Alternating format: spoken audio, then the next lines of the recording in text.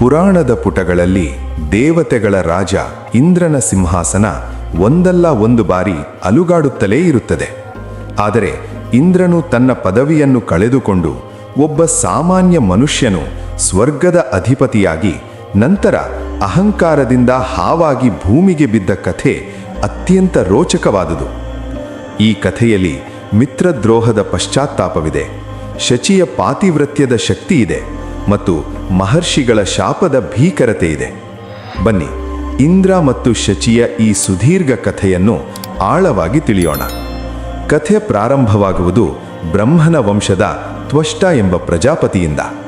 ತ್ವಷ್ಟನಿಗೆ ತ್ರಿಶಿರ ಎಂಬ ಮಗನಿದ್ದನು. ತ್ರಿಶಿರನು ಅಪ್ರತಿಮ ತಪಸ್ವಿ. ಅವನಿಗೆ 3 ತಲೆಗಳಿದ್ದವು. ಒಂದು ವೇದ ಪಠಿಸಲು, ಒಂದು ಮದ್ಯಪಾನಕ್ಕೆ ಅಂದರೆ ಸೋಮರಸ, ಮತ್ತೊಂದು ದಿಕ್ಕುಗಳನ್ನು ನೋಡಲು. ಇವನ ತಪಸ್ಸಿನ ಶಕ್ತಿ ಕಂಡು ಇಂದ್ರನಿಗೆ ಭಯವಾಯಿತು. ಇಂದ್ರದೇವ ತನ್ನ ದೇವಲೋಕದಲ್ಲಿರುವ ಅಪ್ಸರೆಯರನ್ನ ತ್ರಿಶಿರನ ತಪಸ್ಸನ್ನು ಭಂಗ ಮಾಡಲು ಕಳಿಸುತ್ತಾನೆ. ಆದರೆ ಅದು ಫಲಿಸದೆ ಅಪ್ಸರೆಯರು ದೇವಲೋಕಕ್ಕೆ ಹಿಂತಿರುಗುತ್ತಾರೆ. ಆಗ ಇಂದ್ರದೇವ ತನ್ನ ಇಂದ್ರ ಪದವಿಯನ್ನು ಕಿತ್ತುಕೊಳ್ಳಬಹುದು ಎಂಬ ಅಸೂಯೆಯಿಂದ ಇಂದ್ರನು ತನ್ನ ವಜ್ರಾಯುಧದಿಂದ ತ್ರಿಶಿರನ ಮೇಲೆ ವಜ್ರಾಯುಧವನ್ನು ಎಸೆದು ಅವನನ್ನು ಕೊಂದು ಬಿಡುತ್ತಾನೆ. ತ್ರಿಶಿರ ಸತ್ತು ಹೋದನು.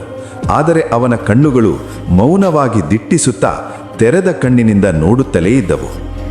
ಇದನ್ನು ನೋಡಿ ಭಯಗೊಂಡ ಇಂದ್ರ ಅವನ ತಲೆಗಳನ್ನು ಒಬ್ಬ ಮರ ಕಡಿಯುವವನಿಂದ ಅವನ 3 ತಲೆಗಳನ್ನು ಕತ್ತರಿಸಿ ಹಾಕಿಸುತ್ತಾನೆ. ಈಗ ಇಂದ್ರ ಕೊನೆಗೆ ಸ್ವತಂತ್ರವಾಗಿ ಅಮರಾವತಿಗೆ ಹಿಂತಿರುಗುತ್ತಾನೆ. ತನ್ನ ಮಗನ ಅನ್ಯಾಯದ ಕೊಲೆಯಿಂದ ತ್ವಷ್ಟನು ಕ್ರೋಧೋದ್ರಿಕ್ತನಾಗುತ್ತಾನೆ. ಇಂದ್ರನನ್ನು ಸಂಹರಿಸಲೆಂದೇ ಘೋರವಾದ ಯಜ್ಞವನ್ನು ಮಾಡಿ ಬೆಂಕಿಯಿಂದ ವೃತ್ರಾಸುರ ಎಂಬ ದೈತ್ಯನನ್ನು ಸೃಷ್ಟಿಸುತ್ತಾನೆ. ವೃತ್ರನು ಬೆಳೆಯುತ್ತಾ ಹೋಗಿ ಆಕಾಶವನ್ನೇ ಮುಟ್ಟುತ್ತಾನೆ. ದೇವತೆಗಳಿಗೂ ಅವನನ್ನು ಕಂಡರೆ ನಡುಕ ಹುಟ್ಟುತ್ತದೆ. ವೃತ್ರಾಸುರ ಮತ್ತು ಇಂದ್ರನ ನಡುವೆ ನಡೆದ ಯುದ್ಧದಲ್ಲಿ ವೃತ್ರನು ಇಂದ್ರನನ್ನು ನುಂಗಲು ಪ್ರಯತ್ನಿಸುತ್ತಾನೆ. ಇಂದ್ರನು ವೃತ್ರನ ಬಾಯಿಯೊಳಗೆ ಸಿಕ್ಕಿ ಹಾಕಿಕೊಂಡಾಗ ದೇವತೆಗಳು ಜೃಂಭಿಕ ಎಂಬ ಅಸ್ತ್ರವನ್ನು ಪ್ರಯೋಗಿಸುತ್ತಾರೆ. ವೃತ್ರನು ಆಕಳಿಸಿದಾಗ ಇಂದ್ರನು ಹೊರಬರುತ್ತಾನೆ. ಆದರೆ ವೃತ್ರನನ್ನು ಗೆಲ್ಲುವುದು ಅಸಾಧ್ಯವೆಂದು ತಿಳಿದ ಇಂದ್ರನು ವಿಷ್ಣುವಿನ ಬಳಿ ಹೋಗಿ ಸಹಾಯ ಕೇಳುತ್ತಾನೆ. ಅದಕ್ಕೆ ವಿಷ್ಣು, ವೃತ್ರನ ಜೊತೆ ಸ್ನೇಹ ಮಾಡಿಕೋ, ಮುಂದೆ ನಾನು ಸಹಾಯ ಮಾಡುತ್ತೀನಿ ಅಂತ ಇಂದ್ರನನ್ನ ಕಳಿಸುತ್ತಾನೆ. ಇಂದ್ರ ಸಂಧಾನಕ್ಕೆ ಮುಂದಾಗುತ್ತಾನೆ. ಋಷಿಗಳ ಮಧ್ಯಸ್ಥಿಕೆಯಲ್ಲಿ ಒಂದು ಒಪ್ಪಂದವಾಗುತ್ತದೆ. ವೃತ್ರನನ್ನು ಹಗಲಲ್ಲಾಗಲಿ ರಾತ್ರಿಯಲ್ಲಾಗಲಿ ಕೊಲ್ಲಬಾರದು, ಒಣ ವಸ್ತುವಿನಿಂದಾಗಲಿ ಅಥವಾ ಹಸಿ ವಸ್ತುವಿನಿಂದಾಗಲಿ ಕೊಲ್ಲಬಾರದು ಅಂತ ವೃತ್ರಾಸುರ ಇಂದ್ರನ ಹತ್ತಿರ ಒಪ್ಪಂದವಾಗುತ್ತದೆ. ಒಂದು ದಿನ ಸಾಯಂಕಾಲ ಅಂದರೆ ಸಂಧ್ಯಾಕಾಲ, ಹಗಲು ಅಲ್ಲವ ರಾತ್ರಿಯೂ ಅಲ್ಲದ ಸಮಯದಲ್ಲಿ ಸಮುದ್ರದ ದಂಡೆಯ ಮೇಲೆ ಇಂದ್ರನು ವೃತ್ರನನ್ನು ಭೇಟಿಯಾಗುತ್ತಾನೆ. ಅಲ್ಲಿ ಸಮುದ್ರದ ನೊರೆಯನ್ನು ಕಂಡು ಇಂದ್ರನಿಗೆ ಉಪಾಯ ಹೊಳೆಯುತ್ತದೆ. ನೊರೆ ಹಸಿಯೂ ಅಲ್ಲ, ಒಣಗಿದ್ದೂ ಅಲ್ಲ. ಭಗವಾನ್ ವಿಷ್ಣುವು ಆ ನೊರೆಯೊಳಗೆ ಅದೃಶ್ಯವಾಗಿ ಪ್ರವೇಶಿಸುತ್ತಾನೆ. ಇಂದ್ರನು ಆ ನೊರೆಯನ್ನು ವೃತ್ರನ ಮೇಲೆ ಎಸಗಾಗ ವಿಷ್ಣುವಿನ ಶಕ್ತಿಯಿಂದ ವೃತ್ರಾಸುರನು ಮರಣ ಹೊಂದುತ್ತಾನೆ. ವೃತ್ರನನ್ನು ಕೊಂದರೂ ಇಂದ್ರನಿಗೆ ನೆಮ್ಮದಿ ಸಿಗುವುದಿಲ್ಲ. ಒಪ್ಪಂದವನ್ನು ಮುರಿದು ಮಿತ್ರದ್ರೋಹ ಮಾಡಿದ ಮತ್ತು ಬ್ರಾಹ್ಮಣ ವಂಶದವನನ್ನು ಕೊಂದ ಬ್ರಹ್ಮಹತ್ಯಾ ದೋಷ ಅಪರಾಧ ಪ್ರಜ್ಞೆ ಅವನನ್ನು ಕಾಡುತ್ತದೆ. ಇಂದ್ರನು ತನ್ನ ಪದವಿಯನ್ನು ತ್ಯಜಿಸಿ ಯಾರಿಗೂ ತಿಳಿಯದಂತೆ ಓಡಿ ಹೋಗಿ ಒಂದು ಕಮಲದ ಹೂವಿನ ನಾಲದ ಅಂದರೆ ಸ್ಟೆಮ್ ಒಳಗೆ ಅತಿ ಸಣ್ಣದಾಗಿ ಅಡಗಿ ಕುಳಿತುಕೊಳ್ಳುತ್ತಾನೆ.